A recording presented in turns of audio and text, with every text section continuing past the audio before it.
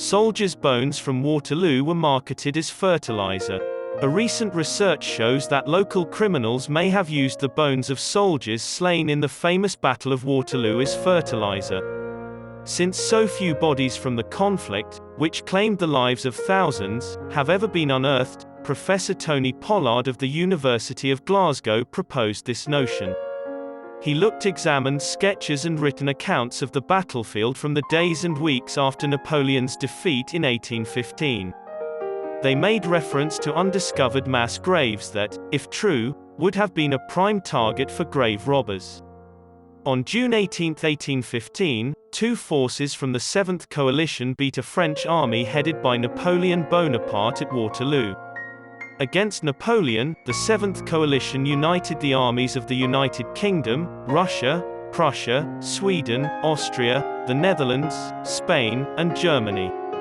Nearly 50,000 people were killed or wounded in the conflict that finally put an end to the 23-year-long Napoleonic Wars.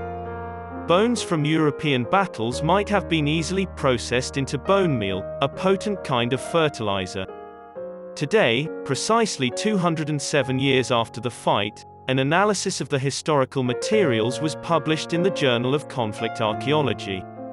This is a collection of letters and recollections written by James Kerr, a Scottish trader who was stationed in Brussels during the fight. He arrived at the scene shortly after the massacre and held dying individuals in his arms.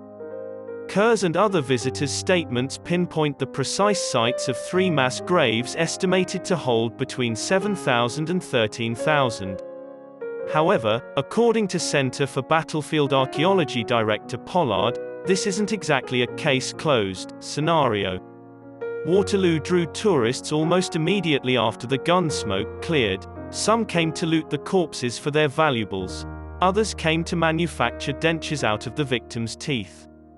An agent of a bone dealer would most likely go up to the battlefield certain that they would be able to successfully claim their reward. Mass graves would be a top priority because there would be enough dead there to justify the time and effort required to excavate them. Many locals would have strong recollections of the burials and may have helped excavate them, the report says. Pollard speculated that the tombs' descriptions in guidebooks and travelogues amounted to treasure maps with a X indicating their location.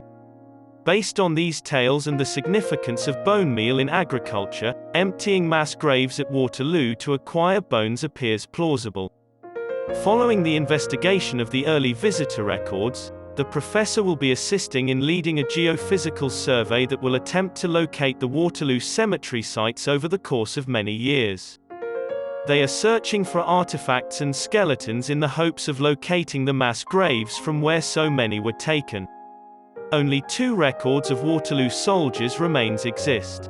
One skeleton was discovered in 2015 during construction of a museum and parking garage, while the other was discovered in 2019 during excavation of a former Allied field hospital. A skeleton of unknown origin may also be found at a Waterloo museum. Combat veterans will be given the opportunity to work with top-tier archaeologists on the excavation, and in exchange will get rehabilitation services.